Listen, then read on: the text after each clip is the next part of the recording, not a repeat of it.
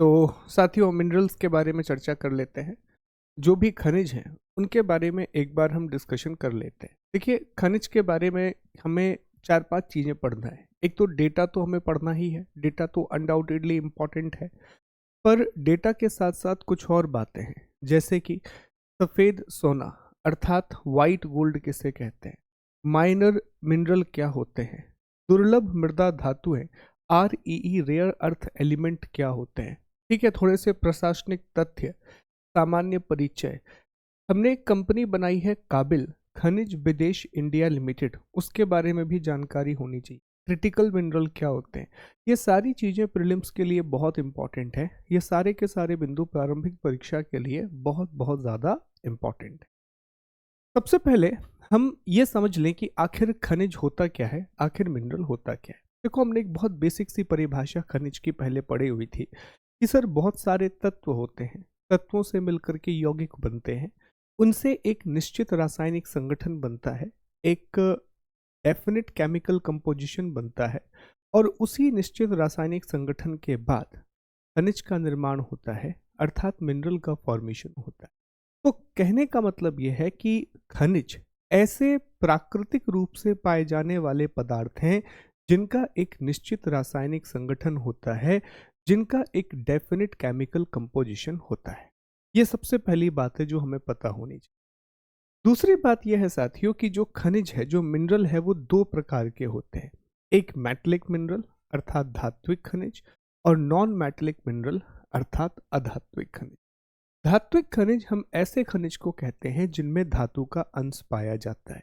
ऐसे सारे के सारे मिनरल जिसमें धातु अर्थात मेटल के सब्सटेंस पाए जाते हैं, वो मेटलिक मिनरल या धात्विक खनिज कहलाता है। और ऐसे खनिज जिनमें धातु का अंश नहीं पाया जाता, जिनमें मेटेलिक एलिमेंट्स नहीं पाए जाते, उसे हम नॉन मेटेलिक मिनरल के नाम से जानते हैं, अधात्विक खनिज के नाम से जानते हैं। फिर अगली बात आप ये समझें कि जो धात्विक खनिज है उसे भी हम दो भागों में बांटते हैं। एक होता है फेरस अर्थात लौह धात्विक खनिज, और दूसरा होता है नॉन फेरस अर्थात अलौह धात्विक खनिज। तो ये भी दो प्रकार के हैं। एक है लौह अर्थात फेरस, और दूसरा है अलौह अर्थात नॉन फेरस। ठीक है, लौह धात्विक खनिज या फेरस मेटेलिक मिनरल का मतलब होता है ऐसे खनिज जिनमें लोहे का अंश पाया जाता है, और ऐसे धात्विक खनिज जिनमें लोहे का अंश नहीं पाया जाता, वो नॉन फेरस मेटेलिक मिनरल कहलाते हैं, जैसे कॉपर या तांबा। नॉन मेटेलिक को भी दो भागों में बांटा गया है। एक होते हैं फ्यूल मिनरल, जिन्हें ऊर्जा खनिज कहा जाता है। इसमें पेट्रोलियम, कोयला, प्राकृतिक गैस, ये चीजें आती हैं। और अगली कैटेगरी होती है अदर, अन्य अधात्विक खनिज। तो ये एक बेसिक क्लासिफिकेशन आपको पता होना चाहिए। कुछ उदाहरण भी पता होना चाहिए साथियों। ठीक है, कुछ उदाहरण भी पता होना चाहिए, जैसे कि लौह अयस्क, मैग्नीज, क्रोमियम, निकेल और कोबाल्ट। ये सारे के सारे लौह धात्विक खनिज के उदाहरण हैं। ये सारे के सारे फेरस मेटेलिक मिनरल के एग्जाम्पल हैं। ये सभी के सभी फेरस मेटेलिक मिनरल के एग्जाम्पल हैं, अर्थात लौह धात्विक खनिज के उदाहरण हैं। वहीं साथियों, जो तांबा, एल्यूमिनियम, टिन, सीसा, चांदी, प्लेटिनम, जिंक, टंगस्टन, गोल्ड, ये हैं तो धात्विक खनिज, ये सारे मेटेलिक मिनरल हैं, लेकिन ये अलौह धात्विक खनिज का उदाहरण है। ये नॉन फेरस मेटेलिक मिनरल का एग्जाम्पल है। ठीक, ये याद रखिएगा प्लीज। ठीक, तो एक बार देख लें जरा कि iron ore, manganese, chromium, nickel, cobalt, ये लौह धात्विक खनिज हैं, फेरस मेटेलिक मिनरल हैं। वहीं तांबा, एल्यूमिनियम, टिन, सीसा, चांदी, प्लेटिनम, जिंक, टंगस्टन और सोना, ये अलौह धात्विक खनिज हैं, नॉन फेरस मेटेलिक मिनरल है। आई विश यहाँ तक बात क्लियर है। जैसा हमने आपको बताया कि अधात्विक खनिज को भी हम दो भागों में बांटते हैं, नॉन मेटेलिक मिनरल को भी दो भागों में बांटा गया, ऊर्जा और अन्य। ऊर्जा में कोयला, पेट्रोलियम और प्राकृतिक गैस आता है। कोल, पेट्रोलियम जिसे हम क्रूड ऑयल के नाम से भी जानते हैं, और नेचुरल गैस अर्थात प्राकृतिक गैस आता है। अन्य में तो बहुत सारे हैं। चूना पत्थर, लाइमस्टोन। भारत में सबसे ज़्यादा जो अधात्विक खनिज पाया जाता है वो चूना पत्थर है, वो लाइमस्टोन है साथियों। Granite, mica, gypsum, sulphur, pyrite, हीरा, संगमरमर, एस्बेस्टस, इस तरह के बहुत सारे पदार्थ हैं। अब ये पता क्यों होना चाहिए? ये इसलिए पता होना चाहिए क्योंकि एक सवाल आपसे ऐसा भी पूछा जा सकता है कि which of the following is metallic mineral या which of the following is non metallic mineral. इनमें से कौन सा धात्विक खनिज है या नहीं है, और इनमें से कौन सा अधात्विक खनिज है या नहीं है। ठीक, यहां तक बात क्लियर है जी। आगे बढ़े, अगले टॉपिक पर आते हैं।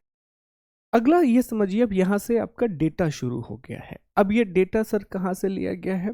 तो डेटा मिनिस्ट्री ऑफ माइंस की एक रिपोर्ट आती है, खदान मंत्रालय की एक रिपोर्ट है वहाँ से, और साथ ही साथ इंडिया मिनरल बुक 2022 जो है वहाँ से ये डेटा लिया है। डेटा के दो सोर्स हैं।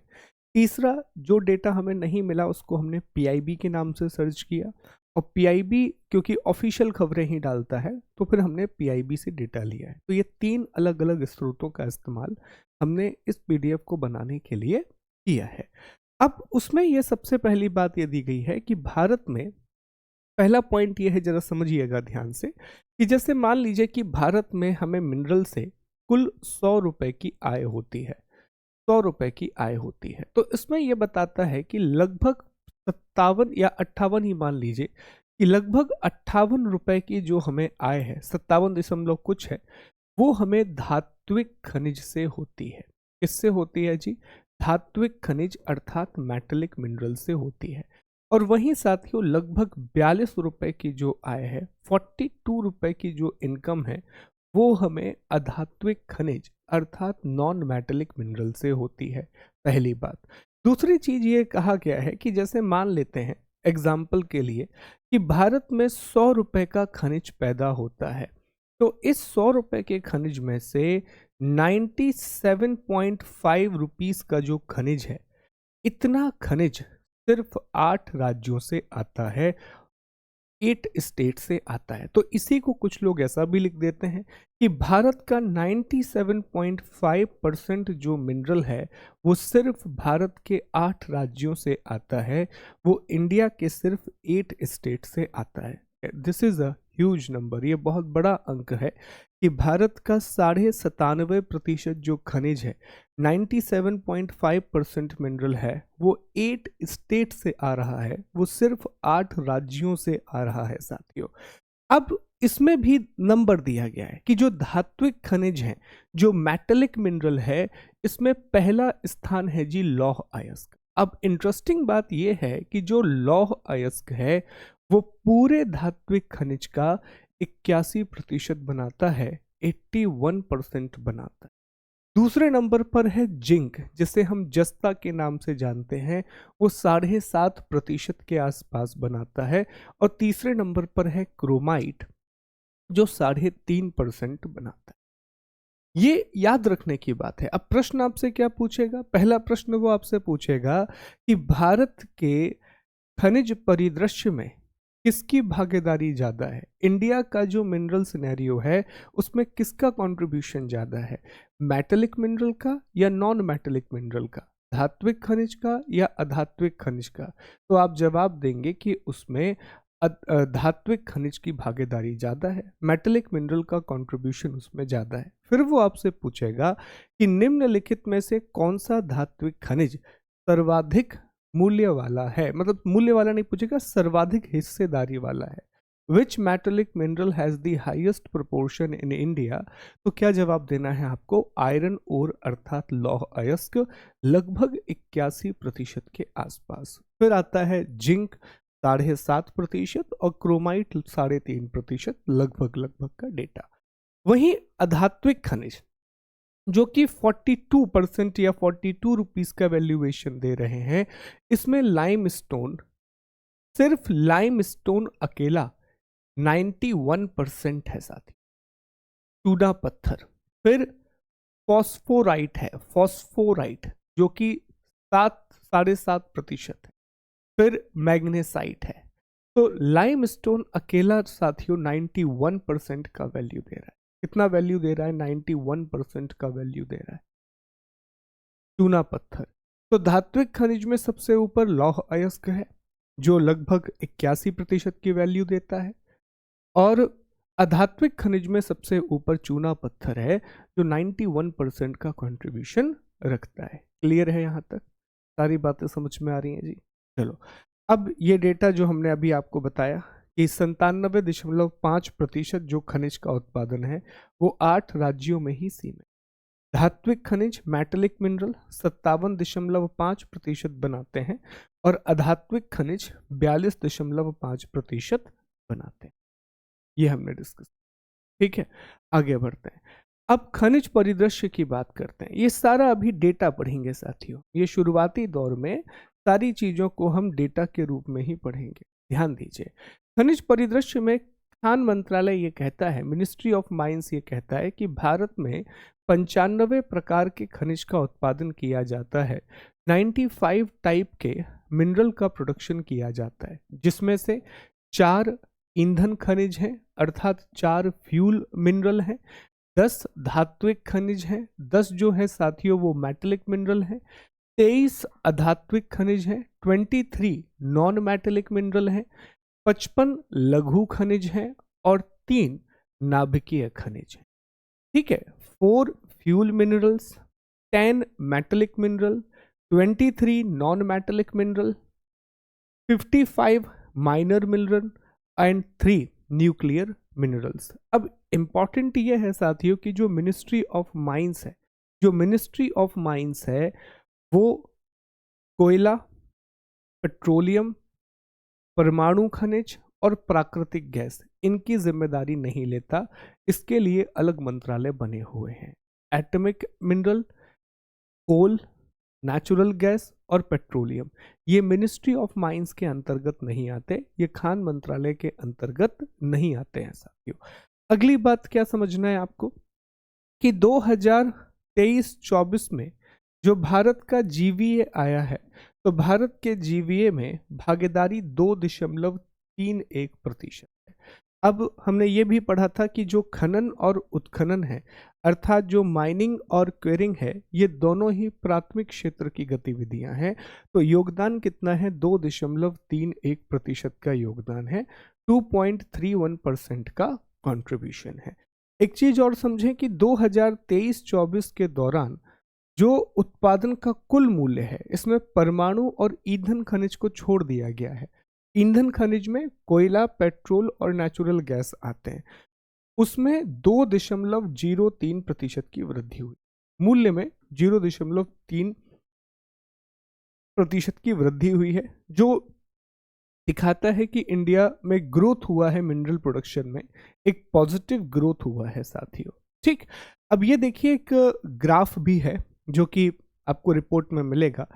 तो इंडेक्स ऑफ मिनरल प्रोडक्शन है साथियों, ये जो 2011-12 को बेस मान के काम करती है। बेस ईयर का कंसेप्ट होता है, जो हमने एग्रीकल्चर वाली चीज में भी पढ़ा था कि बेस ईयर क्या होता है। तो बेस ईयर में ये देखें, आप खुद देखें कि 2022-23 में जहां 119.9 करोड़ का वैल्यू दिखा रहा है, वहीं यहाँ पर 126.4, ये प्रोविजनल, लेकिन वृद्धि हुई है, मूल्य वृद्धि हुई है।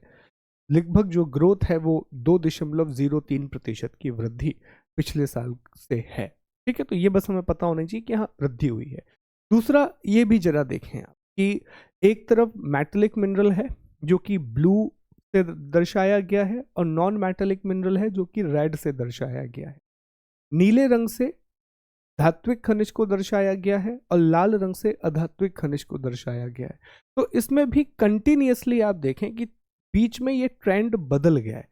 2017, 18, 19, 20 यहां तक अधात्विक खनिज की भागीदारी धात्विक खनिज से ज्यादा थी साथियों, ज्यादा थी। ये प्रोडक्शन है, ठीक है, लेकिन 2021-22 से चीजें बदल गई हैं। 21-22 या 22-23, और अभी भी यही अनुमान है कि धात्विक खनिज की भागीदारी अधात्विक खनिज से ज्यादा होगी। ये क्यों हुआ है? हमने एनमेट जैसे उपाय अपनाए, हमने खनिज नामक काबिल नामक कंपनी बनाई और भी काम किया, मेटेलिक मिनरल के लिए और भी ज्यादा रिसर्च किया।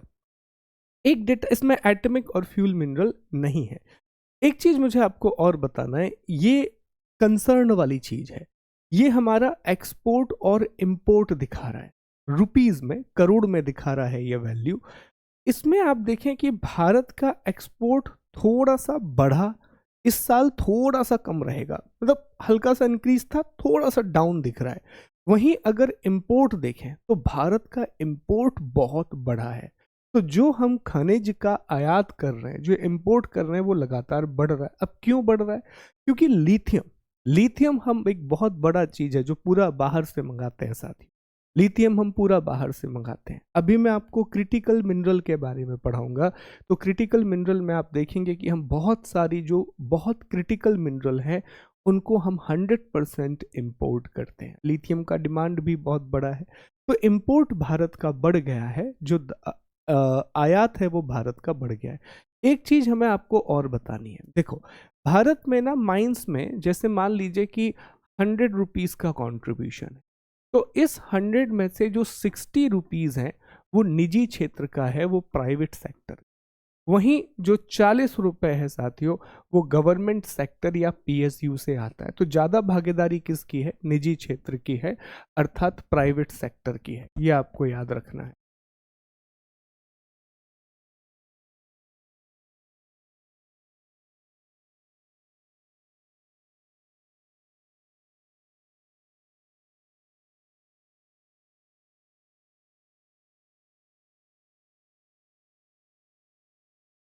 ठीक है जी। तो ये भी याद रखना है कि 60 का कंट्रीब्यूशन जो पब्लिक सेक्टर का है, 40 ही गवर्नमेंट सेक्टर से आ रहा है।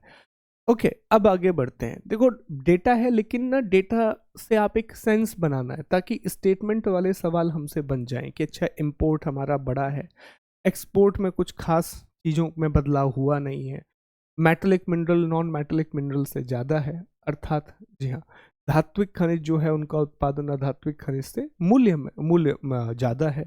ठीक, ये बेसिक चीज़ें आपको याद रखनी। अब थोड़ी सी चर्चा और कर लेते हैं। देखिए, ये भी बताती है ये रिपोर्ट कि भारत में फिलहाल साथियों 1426 के आसपास खदानें हैं। भारत में कितनी खदानें हैं साथियों? ये बताती है कि भारत में फिलहाल 1426 खदानें 2023-24 में खदानें थी। पिछले साल 1457 थी, मतलब खदानों की संख्या में कमी आई है। अच्छा, इसमें भी लघु खनिज, ईंधन खनिज और परमाणु खनिज की खदानों को छोड़ दिया गया। उनको अगर आप मिला लेंगे तो वो 2000 से भी ऊपर हो जाती हैं। अब इसमें ये बताते हैं कि सबसे अधिक खदानें मध्य प्रदेश में है, दूसरे नंबर पर गुजरात है और तीसरे नंबर पर कर्नाटक है। तो ये सवाल भी आपसे पूछा जा सकता है कि किस राज्य में खदानों की संख्या सर्वाधिक है, किस स्टेट में माइंस का नंबर मैक्सिमम है? तो क्या जवाब देंगे? मध्य प्रदेश में खदानों की संख्या सर्वाधिक है। मध्य प्रदेश के बाद जी गुजरात है और गुजरात के बाद कर्नाटक है। अब भारत में प्रॉब्लम पता है क्या है? भारत में प्रॉब्लम ये है कि अधिकांश जो खदानें हैं वो स्मॉल ऑपरेशनल माइंस हैं, छोटी परिचालन वाली खदानें। अब वो आपको इस रिपोर्ट से समझ में आएगा। अब आप देखिए कि भारत में 500 हेक्टेयर से ज़्यादा की 155 खदानें हैं, 200 से 500 हेक्टेयर के बीच की 196 खदानें हैं, बाकी 5 से 10 हेक्टेयर की 365, 10 से 20 हेक्टेयर की 332, 20 से 50 हेक्टेयर की 397। तो छोटी खदानें भारत में बहुत ज़्यादा हैं। तो इस वजह से क्या होता है कि आप एक सीमित मात्रा में ही वहाँ पर एक्सट्रैक्शन कर सकते हैं, फिर वहाँ पर एक्सट्रैक्शन का कॉस्ट बढ़ जाएगा, तो जिस वजह से भंडार होते हुए भी हम वहाँ से खनिज निकाल नहीं पाते। ठीक है, तो अगर कभी भी ये आपको लिखना पड़े मेंस में या प्रीलिम्स में आ जाए कि क्या विशेषता है, तो छोटी परिचालन वाली खदानें भारत में है, स्मॉल ऑपरेशन वाली माइन है। तो यहाँ से हमारा प्रश्न क्या बन सकता है? ये हमने बता ही दिया आपको बेसिक चीजें। यहां से प्रश्न बन सकता है कि किस राज्य में खदानों की संख्या सर्वाधिक है, नंबर ऑफ माइंस कहां पर सबसे ज्यादा है। तो मध्य प्रदेश 322, गुजरात 162 और कर्नाटक 130। मध्य प्रदेश में 322 माइंस है, गुजरात में 162 माइंस है और कर्नाटक में 130 खदानें हैं। ठीक है, ये याद रखना है आपको। क्लियर है जी यहाँ तक? ये बेसिक डेटा अभी हम डिस्कस कर रहे हैं, सारा बेसिक डेटा हम पढ़ रहे हैं साथ। अब हम चर्चा करते हैं कि 2023-24 के दौरान खनिज उत्पादन के अनुमानित मूल्य के संदर्भ में, अब मूल्य मतलब मान लिया जाता है कि यहाँ उत्पादन भी ज्यादा हो रहा होगा, किस राज्य का अग्रणी स्थान, leading state in term of estimated value of mineral production. तो नंबर 1 पर है उड़ीसा, 46% भागीदारी है। नंबर 2 पर है छत्तीसगढ़, 14% की भागीदारी। नंबर 3 पर राजस्थान, नंबर 4 पर कर्नाटक, नंबर 5 झारखंड, नंबर 6 महाराष्ट्र और नंबर 7 पर है जी मध्य प्रदेश। ये वैल्यू के अनुसार है, मतलब कहने का यह है कि अगर हम मिनरल से 100 रुपए की आय जनरेट कर रहे हैं, 100 रुपीज हम जनरेट कर रहे हैं, तो उसमें उड़ीसा अकेला 46 का कंट्रीब्यूशन करता है, छत्तीसगढ़ 14 का कंट्रीब्यूशन करता है, राजस्थान 13 का, कर्नाटक 12 का, झारखंड महाराष्ट्र ऑलमोस्ट 5-5% का कंट्रीब्यूशन करते हैं और मध्य प्रदेश 3% का कंट्रीब्यूशन करता है। तो मध्य प्रदेश 7वें नंबर पर है, 7th रैंक है। हमें बस टॉप 3 याद रखना है कि उड़ीसा, छत्तीसगढ़, राजस्थान, ये टॉप 3 है साथियों, उड़ीसा, छत्तीसगढ़ और राजस्थान। ठीक है, ये आपको याद रखना है, इट्स वेरी इंपॉर्टेंट। ठीक, इसके बाद एक और चीज आती है कि कहां पर वृद्धि हुई है, किन राज्यों के मिनरल की वैल्यू में वृद्धि हुई है। तो इसमें नंबर 1 है मेघालय का, 33% की वृद्धि है। नंबर 2 पर है महाराष्ट्र, नंबर 3 पर राजस्थान और मध्य प्रदेश में 3.13% की वृद्धि है, मतलब पुराने से इस साल इतने का ग्रोथ आया है। नंबर 4 पर नहीं है मध्य प्रदेश, बस मैंने आपको परसेंटेज लिखवा दिया है। तो सर्वाधिक वृद्धि जो हुई है मिनरल की वैल्यू में वो मेघालय में हुई है। तो सवाल बनेगा आपसे कि खनिज उत्पादन के मूल्य में वृद्धि दर्शाने वाला राज्य कौन सा है। तो जवाब क्या दे देंगे साथियों? आप जवाब दे देंगे कि सर वो है मेघालय। वो कौन सा है जी? मेघालय। ठीक है, फिर कमी कहां पर आई है? तो सबसे ज्यादा कमी कर्नाटक में आई है। कर्नाटक के खनिज मूल्य में 22% की गिरावट है, छत्तीसगढ़ में 20% की, उड़ीसा में 13% की और झारखंड में लगभग 10% की गिरावट है। तो कर्नाटक में 22% की गिरावट है, छत्तीसगढ़ में लगभग 20% की गिरावट है, उड़ीसा में 13 और झारखंड में लगभग 10% की गिरावट है। तो ये हमें गिरावट भी देखने के लिए मिलती है, ये मूल्य में कमी भी देखने के लिए मिलती है। तो यहां से हमें क्या याद रखना है? यहां से हमें याद रखना है कि कंट्रीब्यूशन किसका ज्यादा है? उड़ीसा, छत्तीसगढ़, राजस्थान। देखो भैया, इनका कंट्रीब्यूशन सबसे ज्यादा है, उड़ीसा, छत्तीसगढ़, राजस्थान। कमी कहां पर आई है? कर्नाटक में। वृद्धि कहां पर हुई है? मेघालय। बस ये बेसिक डेटा हमें याद रख, ठीक है। ये स्टेट प्लीज याद रखिएगा, ये बड़ा इंपॉर्टेंट है। इस ग्राफ में भी आप देखिए, उड़ीसा का कंट्रीब्यूशन 46%, उड़ीसा का कंट्रीब्यूशन 46% का है, छत्तीसगढ़ का 14% का है और राजस्थान का 13%। ये टॉप 3 याद रखना है। क्लियर है? याद हो जाएगा, ठीक है। कि अगर टॉप 3 स्टेट पूछे तो उड़ीसा, छत्तीसगढ़ और राजस्थान, उड़ीसा, छत्तीसगढ़ और राजस्थान, ये याद रखिए। चलो, ये तो हो गया मिनरल सिनेरियो। अब प्रमुख खनिज की बात कर लेते हैं, इंपॉर्टेंट मिनरल्स को डिस्कस कर लेते हैं कि किस में किसकी रैंक है। ये चीज देख, ये चीज जरा आप समझ लो, ठीक है। ये देखिए, जरा ध्यान दीजिए। सबसे पहले है लौह अयस्क अर्थात आयरन ओर। आयरन ओर में उत्पादन में उड़ीसा, छत्तीसगढ़, कर्नाटक। भंडार में, हेमेटाइट के भंडार में उड़ीसा, मैग्नेटाइट के भंडार में कर्नाटक। ओवरऑल कर्नाटक। फिर विश्व में ऑस्ट्रेलिया, ब्राजील, चाइना, इंडिया और भंडार में ऑस्ट्रेलिया। अब हमें अभी कोशिश क्या करनी है? अभी हमें कोशिश करनी है कि हम टॉप बस याद रख लें, हमें पहला वाला याद होना चाहिए। तो हम बेसिक क्या याद रखें कि अगर आपसे पूछे कि आयरन ओर का सबसे ज्यादा प्रोडक्शन कहां पर होता है, लौह अयस्क का सबसे ज्यादा उत्पादन कहां होता है, तो क्या जवाब देंगे? उड़ीसा में। सर्वाधिक भंडार कहां पर है? हेमेटाइट के उड़ीसा में, मैग्नेटाइट के कर्नाटक में। ठीक है। फिर विश्व में सबसे ज्यादा उत्पादन किसका है? ऑस्ट्रेलिया का। भारत किस नंबर पर आता है? चौथे नंबर पर। सबसे अधिक भंडार दुनिया में किसके पास है? ऑस्ट्रेलिया के पास। तो उत्पादन में उड़ीसा नंबर 1, उत्पादन दुनिया में ऑस्ट्रेलिया नंबर 1, भंडार में हेमेटाइट में उड़ीसा, मैग्नेटाइट में कर्नाटक नंबर 1 और विश्व के भंडार में ऑस्ट्रेलिया नंबर 1 पर। ठीक है, नंबर 1 जरूर याद रखिए। एक और बात याद रखना कि भारत जो है वो सेकंड लार्जेस्ट प्रोड्यूसर है हेमेटाइट का, रशिया के बाद। भारत में हेमेटाइट लौह अयस्क बड़ी मात्रा में पाया जाता। ठीक है। इसके बाद आता है मैग्नीज। मैग्नीज को जरा देखें आप, जो धारवाड़ क्रम की चट्टानों में मुख्य रूप से पाया जाता है। तो मैग्नीज में उत्पादन में मध्य प्रदेश नंबर 1 पर है, वहीं भंडार में उड़ीसा नंबर 1 पर है। उत्पादन में हमारा मध्य प्रदेश नंबर 1 पर है और भंडार में उड़ीसा नंबर 1 पर है। वहीं साथियों, चाहे विश्व में उत्पादन हो या भंडार हो, दोनों में ही दक्षिण अफ्रीका नंबर 1 है, साउथ अफ्रीका नंबर 1 है। ठीक। तीसरे नंबर पर है बॉक्साइट। अब बॉक्साइट का इस्तेमाल हम किस में करते हैं? तो बॉक्साइट का इस्तेमाल एल्यूमिनियम बनाने में किया जाता है। तो बॉक्साइट का चाहे उत्पादन हो चाहे भंडारण हो, दोनों में ही उड़ीसा नंबर 1 है। वहीं दुनिया में उत्पादन में ऑस्ट्रेलिया और भंडारण में गुआना नंबर 1 है।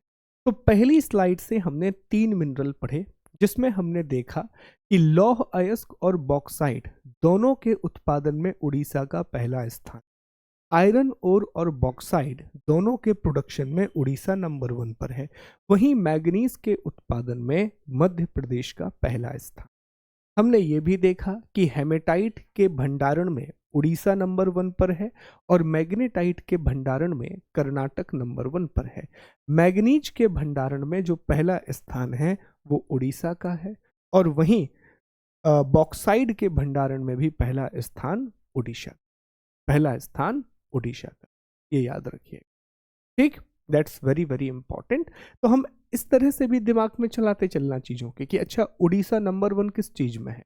तो आपने देख लिया कि आयरन ओर और बॉक्साइट दोनों के प्रोडक्शन में उड़ीसा नंबर 1 है। हेमेटाइट, मैग्नीज और बॉक्साइट तीनों के भंडारण में उड़ीसा नंबर 1 है, तीनों के रिजर्व में उड़ीसा नंबर 1 है। वहीं मध्य प्रदेश मैग्नीज के उत्पादन में नंबर 1 है। साथियों 2-3-4 बार सुनेंगे ना ध्यान से और पढ़ेंगे तो याद हो जाएंगे जी। टॉप 3 के पीछे मत भागना, अभी बस पहला पहला याद करो। तांबा, तो तांबा में मध्य प्रदेश का कोई भी तोड़ नहीं है साथियों, दूर दूर तक कोई तोड़ नहीं है, कंपटीशन ही नहीं है। तांबा में मध्य प्रदेश नंबर 1 पर है। बालाघाट वाले क्षेत्र से बड़ी मात्रा में तांबा निकाला जाता है। कमेंट कीजिएगा कौन सी खदान है। वहीं भंडार में राजस्थान का पहला स्थान है और मध्य प्रदेश का दूसरा स्थान है। दुनिया में चिली तांबे के उत्पादन और भंडारण दोनों में नंबर 1 है। जो चिली है वो प्रोडक्शन और साथ ही साथ भंडारण रिजर्व दोनों में ही नंबर 1 है। इसके बाद है चांदी सिल्वर। चांदी राजस्थान का कोई मुकाबला नहीं है। भारत की 99% चांदी राजस्थान से निकाली जाती है। राजस्थान सबसे बड़ा भंडारक भी है और सबसे बड़ा उत्पादक भी है। दुनिया में चांदी का सबसे बड़ा उत्पादक करता मैक्सिको है। वहीं पेरू चांदी का सबसे अधिक भंडार रखता है। सोना, गोल्ड, तो गोल्ड मतलब आपके दिमाग में वो फिल्म आ जानी चाहिए, पोलार गोल्ड फील्ड, KGF। तो केजीएफ बनी है इसी चीज पर है पूरी की पूरी फिल्म। तो भारत का 99% सोना कर्नाटक से निकाला जाता है। हालांकि माना जाता है कि जो रिजर्व है वो बिहार में सबसे ज्यादा है, वो बिहार में सबसे ज्यादा है। तो ये तो इंपॉर्टेंट चीजें हैं, सोना, चांदी और तांबा। हीरा भी ले लेते हैं, हीरा, उसमें तो मध्य प्रदेश का कोई तोड़ नहीं है। तो सोना सबसे अधिक कहाँ पर है? कर्नाटक में उत्पादन है, बिहार में भंडार है। चांदी, राजस्थान में भंडार भी सबसे ज्यादा है और राजस्थान में उत्पादन भी सबसे ज्यादा है। तांबा, राजस्थान में भंडार सबसे ज्यादा है लेकिन मध्य प्रदेश में उत्पादन सबसे ज्यादा है। ठीक है साथियों, हीरा, पूरा उत्पादन हीरे का जो होता है वो मध्य प्रदेश में होता है। और मध्य प्रदेश में भी पन्ना में 100% उत्पादन कहाँ पर होता है? मध्य प्रदेश में, 100%। ठीक, हालांकि उसके अलावा आंध्र प्रदेश में भी कुछ मात्रा में भंडार पाए जाते हैं सोने के, हीरे के, लेकिन मैक्सिमम भंडार भी मध्य प्रदेश में है और 100% प्रोडक्शन भी कहाँ पर होता है? मध्य प्रदेश में। भंडार में जरूर एमपी के बाद आंध्र प्रदेश का नाम आता है। चलिए, टिन, टिन में छत्तीसगढ़ 100% प्रोडक्शन करता है, हालांकि भंडार सबसे अधिक हरियाणा के पास, हालांकि भंडार सबसे अधिक हरियाणा के पास है।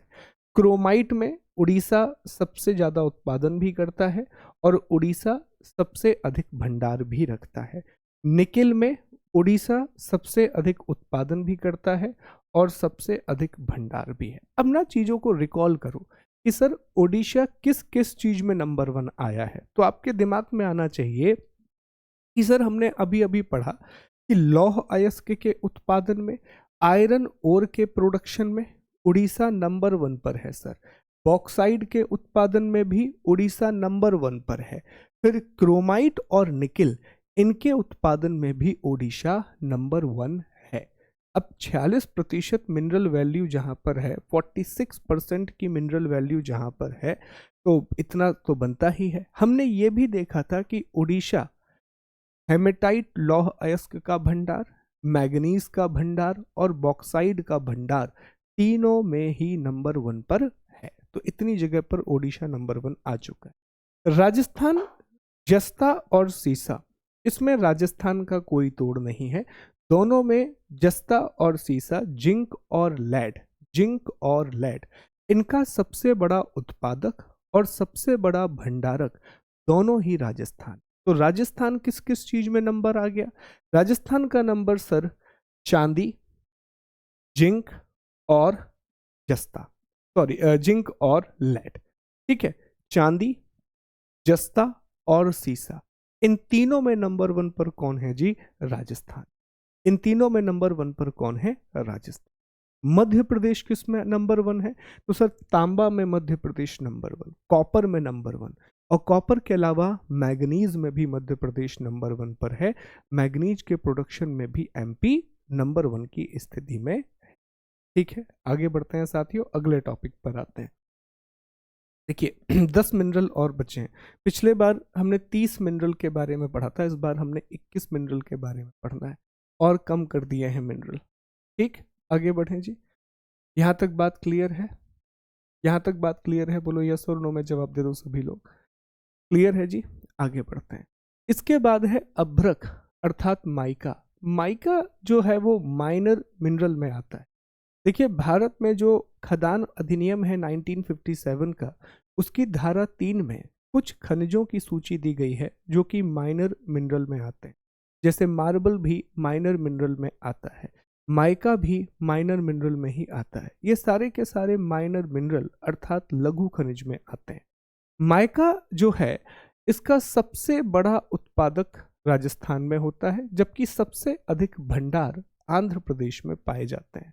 जो कोडरमा है झारखंड, वो भारत की अभ्रक राजधानी है। इंडिया की माइका कैपिटल है कोडरमा झारखंड। इंडिया की माइका कैपिटल है कोडरमा झारखंड। ठीक, तो राजस्थान एक और चीज में नंबर 1 आ गया साथियों, माइका। अब राजस्थान में ऐड होती जा रही हैं चीजें। चांदी में भी राजस्थान नंबर 1, जस्ता में भी राजस्थान नंबर 1, सीसा में भी राजस्थान नंबर 1। और अब आप देख लीजिए साथियों कि चूना पत्थर, अभ्रक और संगमरमर जिप्सम, इसमें भी राजस्थान नंबर 1 पर। चूना पत्थर, अभ्रक, संगमरमर और जिप्सम, इसमें भी राजस्थान नंबर 1 पर है। तो माइका अभ्रक में राजस्थान सबसे बड़ा उत्पादक है, हालांकि सबसे अधिक भंडार आंध्र प्रदेश के पास है। चूना पत्थर में पहला स्थान राजस्थान का है, दूसरा स्थान मध्य प्रदेश का है और तीसरा आंध्र प्रदेश का। मध्य प्रदेश और आंध्र प्रदेश दोनों में 13-13% चूना पत्थर पाया जाता है, इंडिया मिनरल बुक 2022 के हिसाब से। वहीं भंडार में कर्नाटक में सबसे अधिक चूना पत्थर का भंडार पाया जाता है। कर्नाटक में लाइमस्टोन का सबसे ज्यादा रिजर्व पाया जाता है। डोलोमाइट में आंध्र प्रदेश उत्पादन में सबसे आगे है और मध्य प्रदेश भंडारण में सबसे आगे है, रिजर्व में सबसे आगे।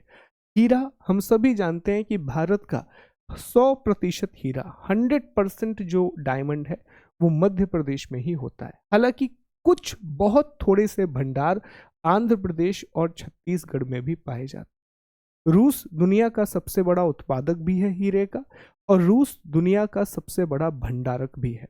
रूस दुनिया का सबसे बड़ा भंडारक भी है। अब मैं बता रहा हूँ लाइमस्टोन में 3rd रैंक कैसे हो जाती है। अब इंडियन मिनरल बुक तो यही कहती है दोनों 13-13%।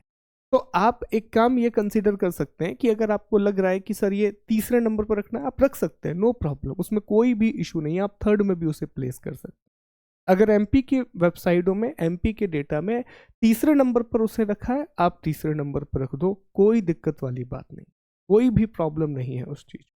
दोनों में सिमिलर वैल्यू है, हो सकता है एक आध 0.1% का अंतर हो, तो आप तीसरे नंबर पर भी उसे प्लेस कर सकते। ठीक। संगमरमर, मार्बल में राजस्थान सबसे बड़ा उत्पादक भी है और राजस्थान के पास सबसे अधिक भंडार भी है।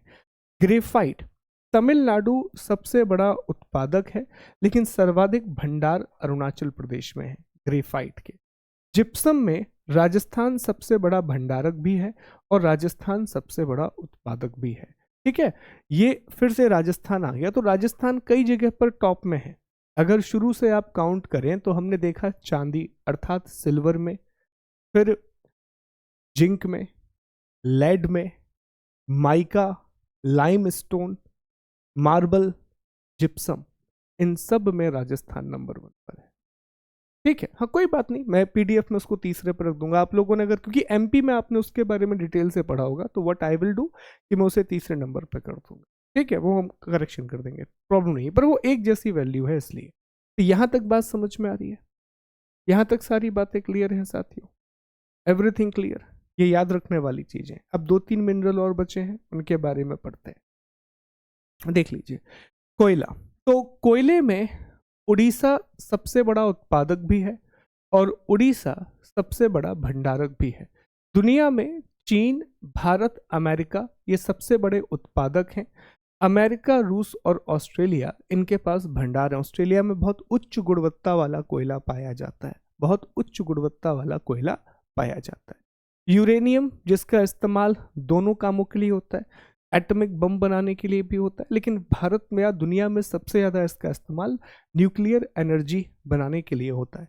उसमें आंध्र प्रदेश, फिर झारखंड में एक जगह है जादूगुड़ा। ये प्लीज़ याद रखना, पूछा जा सकता है कि जादूगुड़ा की जो खदान है वो किस चीज़ के लिए प्रसिद्ध है, तो वो यूरेनियम के लिए प्रसिद्ध है। ठीक है। दुनिया में कजाकिस्तान में सबसे ज़्यादा यूरेनियम होता है, लेकिन सबसे अधिक भंडार ऑस्ट्रेलिया के पास है। प्राकृतिक गैस अर्थात नेचुरल गैस। तो नेचुरल गैस में देखो एक चीज समझो कि चाहे प्राकृतिक गैस हो चाहे पेट्रोलियम हो, इन दोनों का 2 तरह से उत्पादन होता है। एक होता है ऑन शोर और दूसरा होता है ऑफ शोर। ऑफ शोर का मतलब होता है समुद्र के अंदर आप जब ड्रिलिंग करते हैं, वो ऑफ शोर कहलाता है। और दुनिया में मैक्सिमम जो पेट्रोल है ना, अधिकांश बहुत सारा पेट्रोल ऑफ शोर में ही पाया जाता है। और कई बार आप सुनते भी हैं कि एक साइट है उसमें लीकेज हो गया, लीकेज होने की वजह से पूरा का पूरा पानी गंदा हो गया, ये सारी चीज़ें सुनी होंगी। तो ऑफ शोर का मतलब होता है कि समुद्र में आप जाइए, वहाँ ड्रिलिंग कीजिए और वहाँ से पेट्रोल को बाहर निकालिए। ऑन शोर का मतलब होता है कि जमीन पर गड्ढा खोदिए और फिर वहाँ पेट्रोल को बाहर निकालिए। तो चाहे नेचुरल गैस हो भारत में या पेट्रोल हो, दोनों ही ऑफ शोर सबसे ज्यादा है। ऑफ शोर सबसे ज्यादा है, अप तटीय सबसे ज्यादा है। चाहे भंडार हो चाहे वो उत्पादन हो, उत्पादन और भंडार दोनों में नंबर 1 पर कौन है? ऑफ शोर। ऑफ शोर में क्या आता है? समुद्रों में साथियों, समुद्र में। ठीक है, समुद्र में। अब जब आप चर्चा करते हैं कि सर ऑन शोर में कौन नंबर 1 पर है, आंतरिक क्षेत्रों में, तो प्राकृतिक गैस में असम भंडार और उत्पादन दोनों में आगे। दूसरे नंबर पर है जी राजस्थान, तीसरे नंबर पर है त्रिपुरा। तो भारत का अधिकांश प्राकृतिक गैस, नेचुरल गैस कहां से आएगा? तो मैक्सिमम नेचुरल गैस तो ऑफशोर से ही आने वाला, ऑफशोर से ही आने वाला है। उसके बाद असम, राजस्थान, त्रिपुरा। भंडार भी सबसे ज्यादा कहां मिलेंगे? ऑफशोर में मिलेंगे। उसके बाद असम, राजस्थान, आंध्र प्रदेश आए। ठीक है, अमेरिका सबसे बड़ा नेचुरल गैस का प्रोड्यूसर है और रशिया के पास सबसे ज्यादा रिजर्व है, ये याद रखिएगा। यही कहानी कच्चे तेल के साथ, यही कहानी साथियों क्रूड ऑयल के साथ। क्रूड ऑयल में भी आप देखिए, भारत में एक तो उत्पादन बहुत कम है, हम मोर देन 80% इंपोर्ट कर रहे हैं, 80% से भी ज्यादा का हम आयात कर रहे हैं। तो इसमें आप चीज समझिए कि 49% हमारा ऑफशोर से आता है, वो भी वेस्टर्न ऑफशोर से। सर वेस्टर्न ऑफशोर का मतलब, हम जानते हैं कि भारत में 2 तट है, ये वेस्ट और ये ईस्ट। तो भारत में जो कच्चा तेल है वो वेस्ट ऑफशोर में ज्यादा मिलता है। कच्चा तेल जो है वो पश्चिम तट, अरब सागर वाले क्षेत्र में जाता है। 49% हमारा वहीं से आता है साथ, ऑफशोर से। फिर उसके बाद राजस्थान है, देन गुजरात, फिर असम। वहीं अगर हम भंडार की बात करें तो वेस्टर्न ऑफशोर के बाद असम, गुजरात और राजस्थान। तो याद रखिएगा। अब एग्जाम में वो क्या करता है कि एग्जाम में ये नहीं पूछता है ऑफ, वो सीधा राज्य पूछेगा। तो राज्य पूछेगा, तो अगर क्रूड ऑयल पूछे तो राजस्थान नंबर 1 पर है, प्राकृतिक गैस पूछे तो असम नंबर 1 पर है। पर किसके बाद आते हैं? ये ऑफ शोर के बाद आते हैं, अप तटीय क्षेत्र के बाद आते हैं। याद रखिएगा, बड़ा इंपॉर्टेंट। ठीक है, नमक, नमक के उत्पादन और भंडारण दोनों में गुजरात नंबर 1 पर है। गुजरात के बाद तमिलनाडु, तमिलनाडु के बाद राजस्थान। भंडार में गुजरात, राजस्थान और तमिलनाडु। ये थोड़ा सा इंटरेस्टिंग है, हमें लगता है कि गुजरात के बाद राजस्थान होना चाहिए, पर ऐसा नहीं है। नंबर 1 गुजरात है, नंबर 2 तमिलनाडु है और नंबर 3 पर राजस्थान है, नमक के उत्पादन में, सॉल्ट के प्रोडक्शन में। ठीक है साथियों, अगला लिग्नाइट कोल। कोल का ही एक प्रकार है। तो कोयला हमने अभी देखा था, कोयला नहीं अभी मत करिए विश्व स्तर पर, कोयला हमने देखा था कि कोयले में साथियों ओडिशा नंबर 1 पर है। चाहे उत्पादन की बात हो चाहे भंडारण की बात हो, दोनों में ही ओडिशा नंबर 1 पर है। एक कोल है लिग्नाइट कोल। लिग्नाइट एक प्रकार का कोल होता है साथियों। लिग्नाइट कोल के प्रोडक्शन और रिजर्व दोनों में तमिलनाडु नंबर 1 पर है। लिग्नाइट कोल के उत्पादन और भंडारण दोनों में ही तमिलनाडु पहले स्थान पर है। दोनों में ही तमिलनाडु की रैंक पहली है सर। ठीक है, तो अगर पूछ ले तो एटलीस्ट हमें पता होना चाहिए कि इसमें किसका रैंक आगे है। यहाँ तक बात क्लियर है। ये इंपॉर्टेंट डेटा शीट है, इसमें सारी महत्वपूर्ण बातें हमने आपको बता दी हैं। सारे महत्वपूर्ण मिनरल्स, जो भी महत्वपूर्ण खनिज हो सकते थे, उन सभी की इंफॉर्मेशन दे दी। ओके, मिनरल का हमने ये डेटा दे दिया, लिस्ट के साथ डेटा दे दिया। उसके अलावा साथियों आप ये भी देखें कि हमने मिनरल सिनेरियो भी आपको बता दिया। अब कुछ बातें और जान लीजिए, 5 मिनट का समय और लगेगा। कुछ बातें और, हाँ, भंडार में बिहार नंबर 1 पर है, प्रोडक्शन में कर्नाटक, ऑलमोस्ट मान के चलिए कि 99% जो गोल्ड है वो कर्नाटक से। ठीक है, यहाँ तक सारी बातें क्लियर हैं जी। ओके, अब देख लीजिए, ये कुछ 1-2 चीजें और हैं, जैसे ग्लोबल क्रूड ऑयल प्रोडक्शन है 2023 का। तो इसमें आप देख पाए कि अमेरिका नंबर 1 पर है, लगभग 13%। उसके बाद रूस है लगभग 10%। फिर सऊदी अरब है लगभग 9.7%। ये नेचुरल गैस का रिजर्व है। अब देखो, ये बात भी आपको याद रखना है कि नेचुरल गैस के रिजर्व में ऑफशोर हमेशा ज्यादा रहेगा, लेकिन ऑफशोर में, वेस्टर्न ऑफशोर में ज्यादा नेचुरल गैस और पेट्रोलियम है, फिर ईस्टर्न ऑफशोर है। ये प्लीज याद रखिएगा कि भारत के कौन से तट पर ज़्यादा पेट्रोलियम और प्राकृतिक गैस पाया जाएगा, तो इंडिया का जो पश्चिमी तटीय क्षेत्र है, वेस्टर्न कोस्टल एरिया है, वहाँ पर साथियों वहाँ पर ज़्यादा मात्रा में पेट्रोलियम और गैस पाया जाएगा।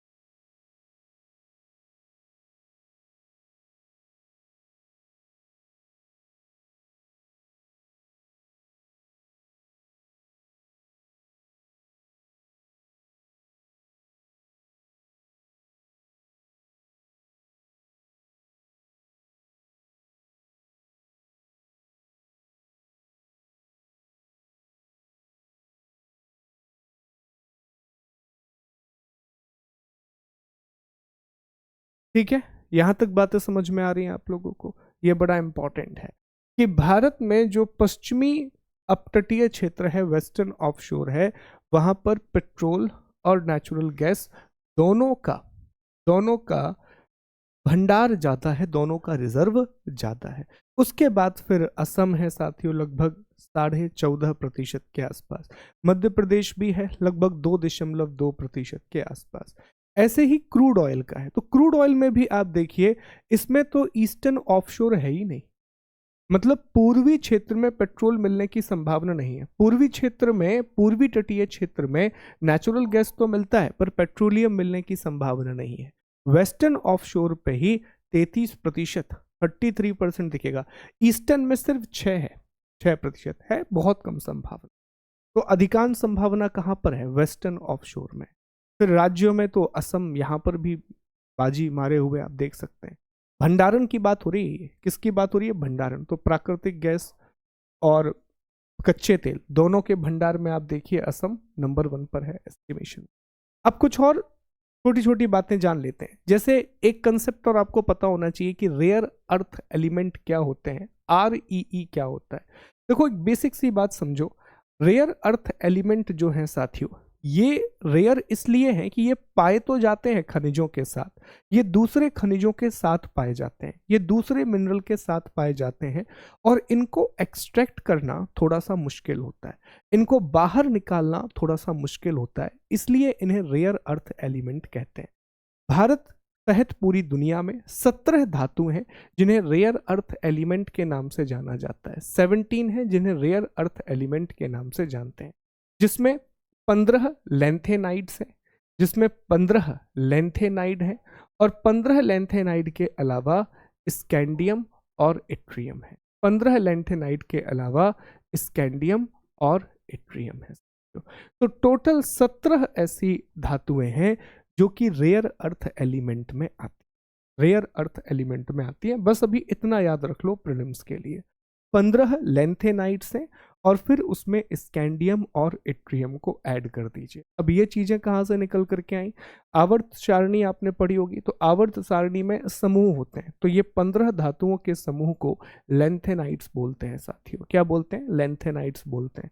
और इसमें फिर आप ऐड कर दीजिए स्कैंडियम और इट्रियम को, तो ये 17 बन जाएंगी, और इन्हीं 17 धातुओं को हम रेयर अर्थ एलिमेंट या दुर्लभ पृथ्वी धातुओं के नाम से जानते हैं। अब इंटरेस्टिंग बात क्या है, अगर आप इसका भंडार देखें, हम सिर्फ इसके भंडार को समझें कि सर इसका भंडार कहाँ पर ज्यादा है, तो भंडार में चीन नंबर 1 पर है साथी, चाइना पहले स्थान पर है, वियतनाम दूसरे स्थान पर है, सेकंड रैंक है वियतनाम।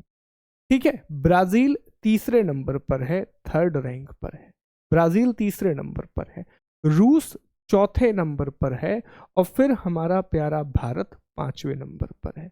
तो भंडार के मामले में भारत का 5वां स्थान है।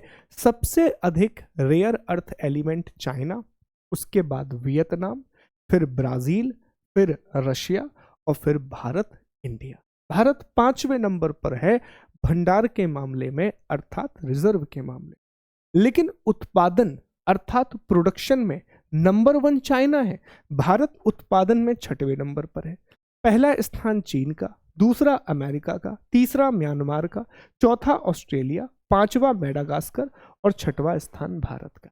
तो रेयर अर्थ एलिमेंट के रिजर्व भारत के पास बहुत सारे हैं, लेकिन अभी हम उनको एक्सट्रैक्ट नहीं कर पा रहे हैं। ठीक है, रिजर्व में हमारा 5वां रैंक है, 6% रेयर अर्थ एलिमेंट हमारे पास है। और वहीं साथियों जो उत्पादन है, प्रोडक्शन है, उसमें हमारा स्थान 6वां है, 6th रैंक है। That you need to remember, ये आपको याद रखना। ठीक है, रेयर अर्थ एलिमेंट 17 धातुएं हैं और भारत में उत्पादन में केरल नंबर 1 पर है और भंडारण में आंध्र प्रदेश। केरल भी इसलिए नंबर 1 पर है कि मोनोजाइट नाम की रेत वहां पर पाई जाती है, मोनोजाइट नाम की रेत वहां पर पाई जाती है। ठीक, ये आपको याद रखना है, मोनोजाइट नाम की रेत वहां पाई जाती है, इससे भी रेयर अर्थ एलिमेंट मिलते हैं। अब रेयर अर्थ एलिमेंट के बाद एक और कंसेप्ट होता है क्रिटिकल मिनरल। समझ लीजिए, 5-10 मिनट में सारी चीजें खत्म हो जाएंगी। क्रिटिकल मिनरल, अब क्रिटिकल मिनरल ना हर देश के लिए अलग अलग होते हैं। जैसे मान लीजिए क्रिटिकल मिनरल की कहानी ऐसे ही है कि आपके घर में अगर गेहूं है और दाल है, चावल की कमी है, तो आपके लिए क्रिटिकल फूड क्या हो गया? चावल हो गया।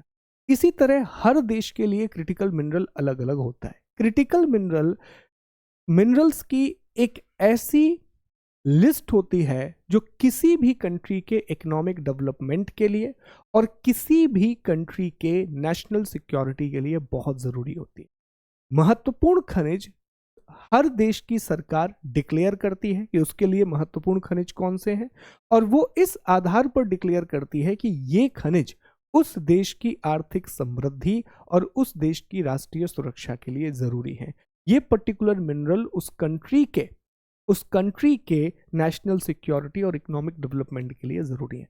हर देश के अलग अलग होते हैं। जैसे भारत सरकार ने 30 खनिजों को क्रिटिकल मिनरल डिक्लेयर किया है, अमेरिका ने 50 को, जापान ने 31 को। हर कंट्री की संख्या अलग अलग है। तो आपको बस इतना याद रखना है कि ऐसे खनिज जो आर्थिक विकास और राष्ट्रीय सुरक्षा के लिए जरूरी हैं, उन्हें क्रिटिकल मिनरल कहा जाता है। भारत सरकार ने फिलहाल 30 खनिजों की एक सूची बनाई है। अब इन 30 खनिजों में देखिए cobalt, copper, gallium, germanium, graphite, lithium, nickel, phosphorus, potash, rare earth element, silicon, tin, tungsten, ये सारी चीजें, कैडमियम, ये सारी चीजें हैं साथियों, ये सारी की सारी चीजें। अब ये हमारे लिए बहुत इंपॉर्टेंट है। प्रॉब्लम क्या है? प्रॉब्लम यह है कि जब आप ये लिस्ट देखोगे तो मैक्सिमम क्रिटिकल मिनरल भारत में है ही नहीं। हम इनको बाहर से बुला रहे हैं, हम इनका आयात कर रहे हैं। लिथियम, कोबाल्ट, निकेल, वेंडियम, इन सब का 100% इंपोर्ट कर रहे हैं, 100% आयात कर रहे हैं। अब आगे उम्मीद यही है कि अब हमारे जम्मू कश्मीर के जो रियासी इलाका है, उस रियासी इलाके में हमें प्राप्ति हुई है कुछ लिथियम के भंडार की, लगभग 6 मिलियन टन का लिथियम भंडार मिला है। तो उम्मीद है कि वहां से एक्सट्रैक्शन चालू होगा तो लिथियम के आयात में कमी आएगी। और यही वो कारण है कि इंपोर्ट भारत का ऐसे बढ़ा है। ग्राफ में भारत का मिनरल इंपोर्ट ऐसे बढ़ा है साथियों, तो वो इसका कारण भी है, रीजन भी है। ठीक है, अब कुछ प्रशासनिक तथ्य हैं, 2-4 तथ्य हैं, इनको पढ़ लीजिए। जैसे कि जो भी खनिज है जो राज्यों में पाए जाते हैं वो राज्य सरकार के अंतर्गत ही आते हैं, लेकिन एक्सक्लूसिव इकोनॉमिक जोन में जो भी खनिज पाए जाते हैं, मतलब समुद्री क्षेत्र में 200 नॉटिकल मील तक भारत की बेस लाइन के पास से, वो सारे के सारे संघ सरकार के अंतर्गत आएंगे, वो सारे यूनियन लिस्ट के अंतर्गत आएंगे। भारत में खान और खनिज अधिनियम आया है 1957 का, 2023 में इसमें संशोधन भी किया गया था। भारत में खनिज नीति, पहली खनिज नीति 1993 में आई, फिर 2008 में आई और 2019। फिलहाल भारत में जो मिनरल पॉलिसी चल रही है, फिलहाल भारत की जो खनिज नीति है साथियों, वो 2019 की खनिज नीति है। अगली चीज ये समझिए कि भारत में 2015 में एक फंड बनाया गया जिसका नाम है नेशनल मिनरल एक्सप्लोरेशन ट्रस्ट। इसका काम ये है कि ये फंड करता है मिनरल के एक्सप्लोरेशन को बढ़ावा देने के लिए। मिनरल के एक्सप्लोरेशन को प्रमोट करने का काम नेशनल मिनरल एक्सप्लोरेशन ट्रस्ट अर्थात एनमेट करता है। फिर इसी तरह से प्रधानमंत्री खनिज क्षेत्र कल्याण योजना, अब जिस क्षेत्र में भी माइनिंग होती है, जहां पर भी खनिज को बाहर निकाला जाता है साथियों, उस पूरे के पूरे इलाके में जो लोग रहते हैं उनको बहुत सारी समस्याओं का सामना करना पड़ता है, उनको बहुत सारी प्रॉब्लम्स को फेस करना पड़ता है। तो उन्हें समस्याओं का सामना ना करना पड़े, उन्हें प्रॉब्लम्स को फेस ना करना पड़े, और जो भी समस्याएं हैं उनकी जिंदगी को बेहतर बनाने के लिए प्रधानमंत्री खनिज क्षेत्र कल्याण योजना को शुरू किया गया। Ministry of mine atomic mineral, coal, natural gas और पेट्रोलियम इनसे मतलब नहीं रखता है, बाकी दूसरे खनिज से वो मतलब रखता है। ये समझिए, geological survey of India Kolkata में है साथियों, प्लीज याद रखिएगा। वहीं Indian bureau of mines Nagpur में है। जवाहरलाल नेहरू एल्यूमिनियम अनुसंधान केंद्र, ये भी नागपुर में है। Mineral exploration and consultancy limited, ये भी नागपुर में है। वहीं राष्ट्रीय शिला यांत्रिकी संस्थान national institute of rock mechanism, ये बेंगलुरु में है। National aluminium company limited NALCO, ये भुवनेश्वर में है। हिंदुस्तान कॉपर लिमिटेड का मुख्यालय कोलकाता में। अब आप कहेंगे सर ये चीजें क्यों बता रहे हैं, आ जाती हैं एग्जाम में, ये संस्थान पूछ लिए जाते हैं, इसलिए पता होना चाहिए। ये तीन तो पता होने चाहिए, नालको, HCL और MECL। नालको भुवनेश्वर, HCL कोलकाता और MECL जो है वो नागपुर में है। ठीक है, अब क्यों पता होना चाहिए ये आपको अगली स्लाइड में पता पड़ेगा। देखिए, भारत सरकार ने कंपनी बनाई है अगस्त 2019 में, और इस कंपनी का नाम है काबिल। काबिल का मतलब है खनिज विदेश इंडिया लिमिटेड, इसी को काबिल कहा गया है। काबिल में 3 कंपनियों का शेयर है, नालको का, फिर हिंदुस्तान कॉपर लिमिटेड का और mineral exploration and consultancy limited का। इन 3 कंपनियों का शेयर है, इसी से मिलकर के काबिल बनती है साथ। और इसका काम क्या है, अब नाम से ही हमें समझ में आ रहा है, विदेश। इसका मुख्य काम जो है साथियों, वो विदेशों में क्या करना है, खनिज को एक्सप्लोर करना। इसके लिए काबिल नाम की कंपनी बनाई गई है अगस्त 2019।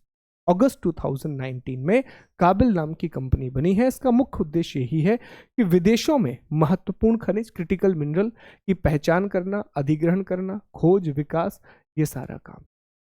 प्लीज याद रखिएगा, ये बड़ा इंपॉर्टेंट, बहुत महत्वपूर्ण है। ठीक है, अब माइनर मिनरल है, तो जैसा हमने बताया था कि खदान अधिनियम का जब धारा 3 आप पढ़ेंगे तो उसमें बहुत सारे माइनर मिनरल बताए गए हैं। इसमें इंपॉर्टेंट कौन सा है, डोलोमाइट, ग्रेनाइट, जिप्सम, फिर लैटेराइट, मार्बल, माइका। जो इंपॉर्टेंट है वही बता रहा हूं मैं आपको। सिलिका वाले मिनरल जितने भी आते हैं, सैंड स्टोन इसी में है साथियों, सैंड स्टोन। ठीक, उसके अलावा सोप स्टोन भी इसी में। ये सारे के सारे माइनर मिनरल में आते हैं, ये सारे के सारे गौण खनिज में आते हैं, माइनर मिनरल में आते हैं। आखिरी पॉइंट लिथियम के बारे में और पढ़ लेते हैं, क्योंकि लिथियम चर्चा में है साथियों। लिथियम को व्हाइट गोल्ड या सफेद सोना कहा जाता है। ये आवर्त सारणी की सबसे हल्की धातु है, ये सबसे लाइट एलिमेंट है, लाइट मटेरियल है, माफ कीजिए, सबसे लाइट मेटल है पूरी की पूरी आवर्त सारणी में। इसका प्रयोग हम किस लिए करते हैं, इसका प्रयोग साथियों मुख्य रूप से जो हम कर रहे हैं, प्राइमरली इसका उपयोग मुख्य रूप से हम इसका प्रयोग कर रहे हैं बैटरीज को बनाने में। और lithium is the future, lithium is present, lithium is the future. और ये बात हम बहुत बाद में समझे, चाइना ने ये बात समझ ली। मैक्सिमम माइंस जो दुनिया में वो चाइना के कंट्रोल में है आज। लिथियम जो है वो विभिन्न खनिजों में पाया जाता है, जैसे स्पोड्यूमिन, पेटालाइट, लेपिडोलाइट, इन सब में पाया जाता है। सबसे बड़ा उत्पादन लिथियम का ऑस्ट्रेलिया, चिली और चीन में है, और सबसे अधिक भंडार चिली और ऑस्ट्रेलिया में। साथियों, अर्जेंटीना, चिली और बोलेविया, इन तीनों को लिथियम ट्रायंगल या लिथियम त्रिकोण कहा जाता है। दुनिया का आधा लिथियम इन 3 देशों में। साउथ अमेरिका के ये 3 देश हैं, अर्जेंटीना, चिली और बोलेविया, इन्हें लिथियम ट्रायंगल कहा जाता है। याद रखना, लिथियम के प्रोडक्शन में ऑस्ट्रेलिया नंबर 1 पर है, और लिथियम के रिजर्व में चिली नंबर 1 पर है। हाल ही में जम्मू कश्मीर के रियासी जिले के सलाल हेमना क्षेत्र में बड़े पैमाने पर हमें लिथियम मिला है, बड़े पैमाने पर हमें लिथियम बना है। झारखंड के कोडरमा और गिरिडीह क्षेत्र में अतिरिक्त भंडार की पहचान की गई है। ये देख लीजिए जरा, तो झारखंड में ही कोडरमा और गिरिडीह के जो इलाके हैं वहां पर भी भंडार पाए गए हैं। ये भी याद रखिएगा कि ये चिली है, ये बोलीविया है और ये अर्जेंटीना है। इन तीनों को आपस में मिला लीजिए, तो इन तीनों को आपस में मिला करके ही लिथियम ट्रायंगल बनता है। इन तीनों को आपस में मिला करके लिथियम ट्रायंगल बनता है। ये एक लिस्ट है, जैसे सेकंड स्टील प्रोडक्शन में है, थर्ड क्रोमाइट में है, फोर्थ आयरन में है, फिफ्थ बॉक्साइट में है, सेवेंथ मैग्नीज में। ठीक, ये बातें आपको याद रखना। क्लियर है जी सारी बातें? ओके, ये सारा मिनरल का पूरा इंपॉर्टेंट डेटा हो गया जी। Thank you.